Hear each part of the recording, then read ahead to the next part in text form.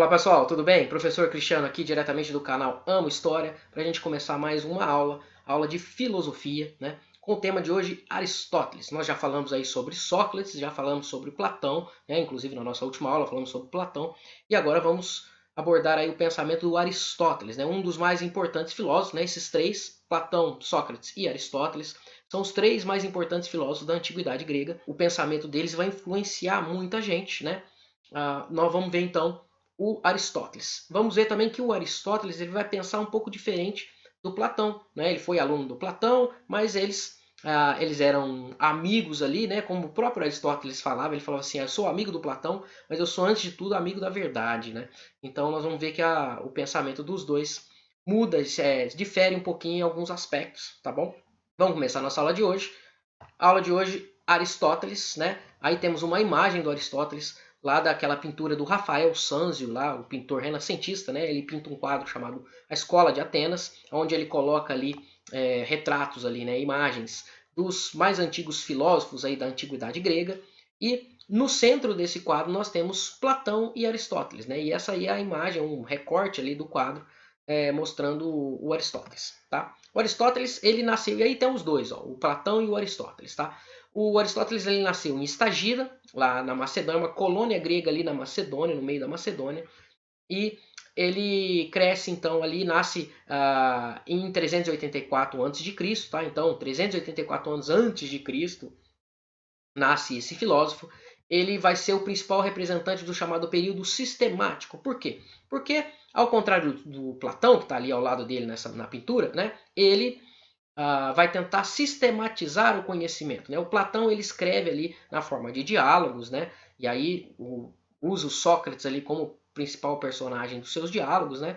O Aristóteles não. O Aristóteles ele vai escrever a filosofia dele sistematizada. Então, são escritos mais técnicos. Né? Ele vai deixar aí várias obras prontas, né? Algumas se perderam, mas nós temos aí muita coisa sobre o pensamento do Aristóteles. Tá? Ele é filho de Nicômaco, que era um médico lá servia lá o rei da Macedônia, o Filipe II, tá? E ele vai herdar do pai aí, ele vai conviver desde criança aí com essa questão, essa proximidade com as ciências naturais. E isso vai estar muito na sua filosofia também, né? Um dos campos que ele vai estudar é o campo da física, né? Inclusive a metafísica, que é talvez uma das teorias mais importantes do Aristóteles, tem esse nome aí porque ele vem depois, né? Um estudo que na catalogação que foram feitos dos estudos dele, ele viria depois da física, né? Ou além da física. Mas ele estuda também física, né? Ele estuda o mundo natural, ele quer compreender o mundo, tá? Aos 17 anos, então, ele vai para Atenas e vai ser aluno lá da Academia de Platão. Então ele vai aprender muito com Platão, né? Por isso que eles estão ali lado a lado aí na pintura do Rafael Sanzio, do renascentista, né? Numa posição central, porque o pensamento dos dois é muito importante. Com a morte do Platão, ele não assume a academia, aliás, ele fica muito chateado, né? Um sobrinho lá do Platão é que vai assumir a direção da academia, e ele fica muito chateado, ele não poderia receber porque ele era estrangeiro, né? E vocês já estudaram aí nas aulas de história que tinha aquela questão da cidadania, né? Tinha que ser a cidadania ateniense, tinha que ser nascido em Atenas, né? Filhos de pais atenienses. Como ele não era cidadão de Atenas, ele não poderia assumir a academia. E aí ele se retira, então, e ele parte lá para a Ásia Menor, né? Para Assos, aonde ele vai ser preceptor, ou seja, professor do filho do rei Filipe II da Macedônia, que é esse cara que está aí na imagem, que vai ser o conhecido como Alexandre o Grande, sim, o grande imperador da antiguidade, né? Quando ele vai ter aulas então com Aristóteles, né? O Aristóteles vai ser o professor dele, e depois, mais tarde, quando ele se torna um imperador, né? O pai dele, o Filipe II da Macedônia, já tinha ali conquistado territórios da Grécia, né, da Hélade, e ele vai presentear ali o Aristóteles com um terreno para ele fundar a escola dele. Né? Também, já que ele não foi o diretor, não foi o próximo responsável ali pela Academia do Platão, ele vai fundar também uma escola, que é o Liceu. Né? O Liceu é a escola, também chamada de escola peripatética. Né? Esse nome quer dizer aqueles que caminham, né? Os peripatéticos são aqueles que caminham, os caminhantes. Por quê? Porque essa escola dele era um lugar aberto, né? Era um grande jardim, assim, onde ele ficava circulando ali e conversando com os seus alunos, né, lá no liceu. O liceu era um pouco diferente da academia, tá? A academia do Platão tinha essa questão do pensar da filosofia, né? O liceu ele tinha também essa questão da experiência, né? Da prática ali, né? Com animais, né? Com o estudo da natureza em si, né? Então eles iam caminhando e conversando ali, e essa filosofia aí acabou sendo chamada de peripatética. A escola dele começou sendo chamada de filosofia peripatética, né? A filosofia lá do liceu, tá? Então, ele vai se desenvolver muito ligado ali ao pensamento do Platão, né, que tinha sido influenciado, tentou resolver aquela questão entre o Heráclito e o Parmênides, né, ele vai também contribuir com essa discussão sobre as coisas, por que as coisas se movem, o que é o devir, né, o que é o movimento, o que é a mudança, né, ele vai, na sua filosofia, também tratar destas questões, tá? Além disso, ele vai falar sobre lógica, ele vai falar sobre ética, ele vai falar sobre política, né? Ou seja, ele vai falar sobre as mais diversas temas aí da filosofia, tá? Então, algumas das principais obras deles ali, mas não todas, temos a Ética Nicômaco, quando ele fala da ética, né? O Organon, que é o livro que ele fala sobre a lógica, né? E aí nós temos uma importância, vamos falar um pouco mais sobre esse livro, sobre essa obra aí, né, sobre como o Aristóteles pensava a questão da lógica. Ele vai falar sobre a física, ele vai falar sobre a metafísica, que é o conhecimento do ser por si próprio. Ele vai falar sobre política, ou seja, ele vai falar sobre várias das coisas, tá? E aí, então, eu falei que ele tentou sistematizar o conhecimento e sistematizar a sua filosofia, e ele vai, então, fazer uma classificação geral dos conhecimentos, tá? E aí, ele divide os conhecimentos em três. O conhecimento ele pode ser produtivo, ele pode ser prático, ou ele pode ser teórico, tá? O conhecimento produtivo é aquele que produz alguma coisa, né? Ele chamava esse conhecimento também de poitético, né? Que é aquele conhecimento em que o produtor da coisa e a coisa em si que ele vai produzir são diferentes, né? Então, separa-se essas questões. Alguém produz alguma coisa, né? Então é tipo um artesanato, né? Esse conhecimento, então, ele vai englobar tanto a produção de objetos, coisas materiais, tá? Como casas, tijolos, sapatos, qualquer coisa, como a produção artística, tá? As artes. E ele não é um conhecimento que tem um compromisso com a verdade. Ele tem um compromisso com a eficácia, né? Como se fosse uma técnica. Então você vai ter que aplicar uma técnica e aí isso vai gerar um produto, né? Então a questão da verdade ali não é um parâmetro para análise desse tipo de conhecimento. O outro conhecimento é o conhecimento prático, né? Que ele chama de praxis, né? Ele engloba aí, por exemplo, a ética e a política, que é o quê? É você aplicar um determinado conhecimento, por exemplo, no comportamento. Tá? Então esse conhecimento, ele também não vai ser regido pelo critério da verdade, mas sim pelos resultados que ele alcança, para ver se um determinado comportamento funciona ou não, né? E temos aí como exemplo, né, ser prudente. Por exemplo, é uma forma correta de agir eticamente. Mas não por ser uma forma verdadeira, em sim pelo resultado que se obtém. Tá? Então ele também não é, esse tipo de conhecimento também não é medido pela questão da verdade. Tá? E, por fim, o conhecimento teórico. Este sim vai ser regido pela questão da verdade. Lembre-se que nós estávamos estudando os filósofos dentro da teoria do conhecimento. É a mesma coisa que nós estamos fazendo aqui, tá? O Aristóteles, vamos focar ele como ele entende a questão da verdade, né? E aí ele fala que o conhecimento teórico, né? Ele é um saber que tenta compreender, né, a realidade. Ele se refere à realidade e à identificação, conhecimento do porquê, da peculiaridade da peculiaridade, da particularidade de cada coisa, tá? Ele também é um conhecimento da realidade como um todo, tá? O conhecimento dos seres e do mundo. Esse conhecimento, sim, ele pode ser regido pelo critério da verdade, né? Você pode ter um conhecimento verdadeiro ou um conhecimento falso, né? Então esse conhecimento ele entra aí nessa questão da verdade e além do conhecimento produtivo, do prático e do teórico, então ele está sistematizando o conhecimento, ele tem um outro conhecimento que ele chama de lógica. E a lógica não é nenhum desses três, porque a lógica é um instrumento para você poder organizar o pensamento, organizar o conhecimento e, dessa forma, poder distinguir o que é ou não a verdade, ou o que é ou não, né, falso ou verdade, né? Distinguir aí, por exemplo, o que são falácias, né? São tudo termos aí que o Aristóteles vai utilizar no seu pensamento, tá? Então, ele está falando assim, ó, e como que a gente pensa então, né? O nosso pensamento nada é do que expressão de juízo sobre as coisas. A gente fala alguma coisa, né? Fala assim, ó, fulano é bonito, ou fulano é gordo, ou fulano é inteligente, né? Então, você está falando alguma coisa sobre alguém. Você tem ali um sujeito e um predicado, tá? A gente vai falando conhecimentos, né?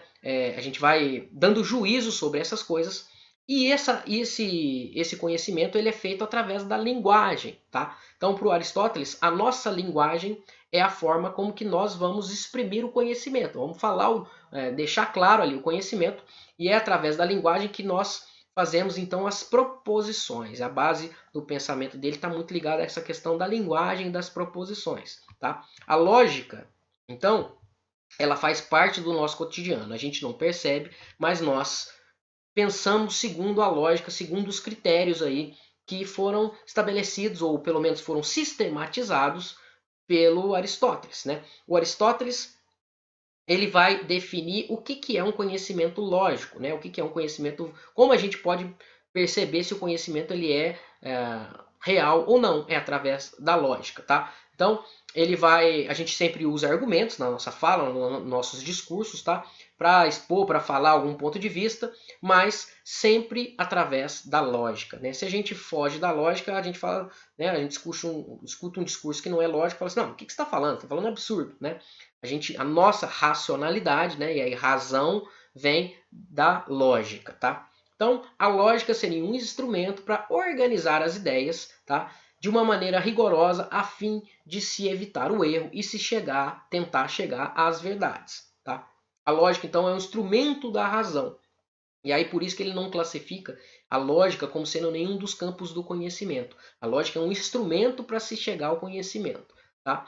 E é através do pensamento racional, do pensamento lógico, é que você vai chegar à conclusão se uma coisa é ou não verdade, se ela é falsa, né? Se ela é válida ou se ela não é válida, distinguindo aí então as verdades das falácias. Ele vai falar dos tipos de falácias, tudo isso, mas a gente não vai entrar nesse tópico específico nessa aula, tá? A lógica do Aristóteles, então, ele é chamado aí do pai da lógica, né, por ter sido o primeiro filósofo, então, a falar sobre um conjunto, uns princípios ou regras, estabelecer regras e critérios para a gente definir aí o que é real e o que é falso, né? O que são conclusões reais ou conclusões verdadeiras, aliás, reais ou falsas, né? No uso da nossa razão, tá? A função, então, é poder chegar num conhecimento que seja universal e que não seja fruto da doxa, da opinião, tá? Então, ó, uma coisa que ele herdou aí do Platão, que o Aristóteles herdou do Platão, foi justamente essa preocupação entre verdade e doxa, ou opinião, né? Então, a episteme como conhecimento, a verdade, é diferente da opinião. E ele está em busca dessa verdade, tá? E aí ele vai estabelecer então esse critério da lógica para se chegar à análise dessas verdades, né? Ou pelo menos para assegurar aí a tentativa de se estabelecer as verdades, tá? Então ele vai fazer uma série de regras que o raciocínio lógico deve seguir para que ele não caia em falácias ou caia em informações que não sejam verdadeiras, tá? A lógica aristotélica ela vai estudar então as proposições, né, como eu falei, né, e ele vai estabelecer uma coisa que ele chama de silogismo. O silogismo é, é um conjunto de três proposições, né, onde nós temos duas premissas, uma premissa menor, uma premissa maior e por fim uma conclusão. Né? Nós temos um exemplo aqui, infelizmente está cortando aqui o slide, mas o exemplo está aqui embaixo. Ó. Todo homem é mortal, Sócrates é homem. Logo, Sócrates é mortal. Isso é um silogismo, é a forma como ele utiliza para se estabelecer o pensamento. Ele vai ser um pensamento, então, dedutivo, né? Através de informações a gente vai deduzir alguma coisa. Então, a primeira informação que a gente tem, a primeira proposição é essa. todo homem é mortal. Ela é uma proposição verdadeira e ele tem uma série de critérios para analisar, nós não vamos aprofundar nisso, mas a gente poderia classificar essa proposição como sendo universal, porque ela está falando de todos os homens, né? Então, todos os homens, e ela é afirmativa, ela está afirmando alguma coisa, que todos os homens são mortais, certo? Depois nós temos uma segunda proposição, né? Que é a Sócrates é homem. Então ela é particular, ela não está falando de toda a humanidade, ela está falando especificamente do Sócrates e está falando, ele é afirmativa também. Né? Então Sócrates é homem, está afirmando que ele é homem. Dessas duas informações, que são duas proposições ou são duas premissas verdadeiras, a gente tem uma conclusão. Né? A gente tem ali um termo médio, que é o termo que faz a ligação entre as duas. Então, ó, todo homem é mortal, Sócrates é homem. O termo médio, o termo que está presente nas duas afirmações, é o homem. Né? Então, o homem permite ligar as duas informações. E dela, a gente tira uma conclusão. A conclusão é a terceira proposição, aqui está lá. Logo, Sócrates é mortal. Né? Então, se todo homem é mortal e Sócrates é homem, concluindo, Sócrates é mortal. E aí ele tem todo o critério para analisar os silogismos, né, que é essa estrutura de 3 frases, e verificar se ele é correto, se ele é verdadeiro, se ele é falso, ou se ele é viável, né, se ele segue a base do pensamento lógico. Tá? Isso é o pensamento dedutivo, tá? Da onde você pega duas informações e deduz uma terceira, você tira uma conclusão. Tá? Então, outra característica do silogismo é que ele sempre vai deduzir sobre o termo menor ali, né? Então, você está falando de toda a humanidade, você é parte de uma coisa maior, todos os homens são mortais, logo Sócrates é homem, a conclusão tem que ser baseada em Sócrates e não em todo, né? Então, Sócrates é mortal, tá? Então, essas são características das regras que o Aristóteles vai definir para a questão da lógica, tá? Então, a análise das proposições, das premissas, é que vai permitir a gente ter um conhecimento, deduzir alguma coisa, tá? Tem um outro tipo de conhecimento que ele vai falar também, que é a indução, a gente vai falar daqui a pouquinho. Argumentação silosística, então, né? A teoria do silosismo, né, serve para determinar se um raciocínio ele é válido ou inválido, tá? Não vamos confundir com o raciocínio ser verdadeiro, a questão da verdade ou da falsidade. Essas regras do silogismo são para determinar se o argumento ele é válido ou não válido racionalmente, tá? Mas não necessariamente tem que um argumento que seja válido racionalmente seja uma verdade. Nós vamos ver uns exemplos aqui. As proposições elas podem ser verdadeiras ou falsas. Né? A proposição é verdadeira quando ela corresponde ao fato que expressa e falsa quando ela não corresponde àquilo que ela está expressando. E os argumentos eles podem ser válidos ou não válidos. O argumento válido é aquele que segue as características das premissas aí do silogismo e a conclusão é uma conclusão lógica baseada nas duas premissas anteriores. Exemplo 1 aqui, ó. Todos os cães são mamíferos. Essa premissa é verdadeira, né? Todos os cães são mamíferos. Tá falando, ela é universal e ela é afirmativa e verdadeira. Todos os gatos são mamíferos, também é uma premissa verdadeira e universal, fala de todos os gatos, né? E afirmativa. Porém, a conclusão ela é falsa. Por quê? Tá lá, ó, logo, todos os gatos são cães. Né? Ela não segue as regras da argumentação. Né? As regras da argumentação, por exemplo, nós temos o termo médio ali. O termo médio é mamífero, né? O que liga os dois é um mamífero. Então, e a conclusão tem que ser feita baseada nas duas premissas. Logo, todos os gatos são cães, não tem nada a ver. Uma coisa é os cães serem mamíferos, os gatos são mamíferos, não necessariamente um tem que ser o outro. Né? Essa argumentação ela é inválida. Tá? Então essa argumentação ela não segue as regras determinadas pelo Aristóteles. Um outro exemplo, todos os homens são louros. Essa argumentação ela é universal, ela é afirmativa, está afirmando que todos os homens são louros, porém ela não é uma premissa verdadeira, porque eu, por exemplo, não sou louro. Né? Então ela é falsa, ela é uma premissa que é falsa. Depois, Pedro é homem, premissa verdadeira, ótimo.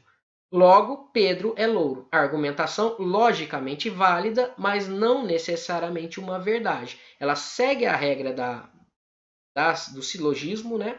Segue todas as regras, mas como ela é baseada em uma informação que é falsa, ela não pode ser válida. Tá? Então, ó, lá, todos os homens são louros. Pedro é homem. O termo médio é homem, né? O que faz a ligação dos dois. Então, ó, aí a gente tem a conclusão. Logo, Pedro é louro. Poderia ser verdade, mas a primeira premissa é falsa. Então, a argumentação ela é logicamente inválida. Logicamente válida, desculpa, mas a informação é falsa, tá? Terceiro, todo inseto é invertebrado. Premissa verdadeira. Segunda, todo inseto é hexápode, ou seja, tem 6 pernas, né? 6 patas. Premissa verdadeira também. Logo, todo hexápode é invertebrado. Não, né? A conclusão não é tirada das premissas. Então, falha aí na argumentação. Tá? Então, ele vai estabelecer uma série de regras sobre o silogismo. Vocês podem pesquisar aí quais são as regras do silogismo, tá? Que ele tem que obedecer para ser válido. E aí ele então entende, está contribuindo para estabelecer o pensamento válido ou não. E aí, o outro passo é o método indutivo. Né? Então, nós temos as premissas, o silogismo que é dedutivo, agora temos o método indutivo. Por quê? Porque o silogismo ele vai nos dá as diretrizes ali sobre a forma correta de pensar. Mas ele não vai produzir um conhecimento em si. Né? Para ter um conhecimento mais profundo sobre as coisas, nós precisamos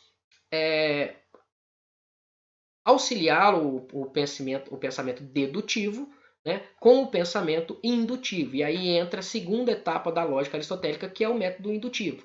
Tá? Então, ó, a observação da natureza, segundo Aristóteles, permite formular proposições particulares. Né? Nós podemos lá afirmar, por exemplo, que esse cachorro tem 4 patas, esse cachorro é peludo, esse cachorro late. Né? No entanto, o conhecimento mais profundo, o conhecimento mais objetivo, ele deve buscar sempre regularidades que são universais. Então, a tentativa é conhecer através do particular o universal. Né? Então, ó, todo cachorro tem 4 patas, ou todo cachorro é peludo, ou todo cachorro late. É isso que vai realmente nos dar informações sobre importantes, relevantes para o mundo. Né? E não conhecer um cachorro determinado, mas sim conhecer todos. A partir do conhecimento de um, partir para o conhecimento de todos. E esse vai ser o método indutivo. Tá? Então, ó, o primeiro passo é a gente formular generalizações, né? Que só através das generalizações é que nós vamos conhecer de fato o homem através do estudo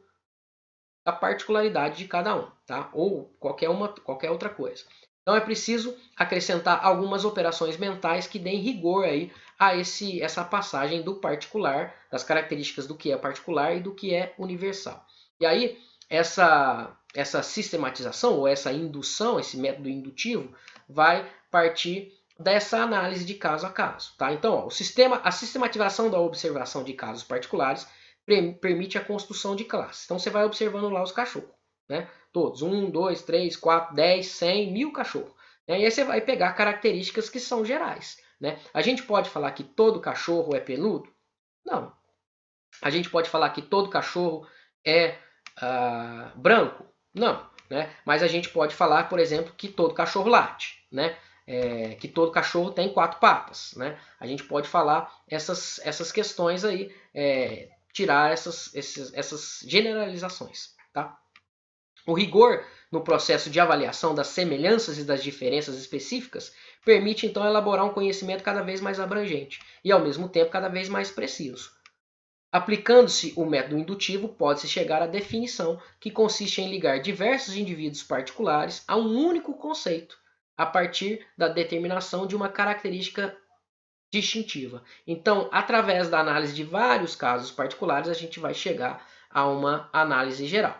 Né? Espera um pouquinho que eu vou ajustar isso aqui para a gente poder enxergar. Tá? Então vamos lá. A definição do homem, segundo Aristóteles. Tá? O homem é um ser vivo. Mas há outros seres vivos. Entre os seres vivos, o homem se diferencia por ser um animal. Mas há seres vivos animais, outros. Entre os animais, o homem se diferencia por ser bípede. Mas há animais bípedes, outros. Entre os bípedes, o ser humano é o único dotado de razão. Essa é uma característica exclusiva do ser humano. O homem, portanto, é um ser racional.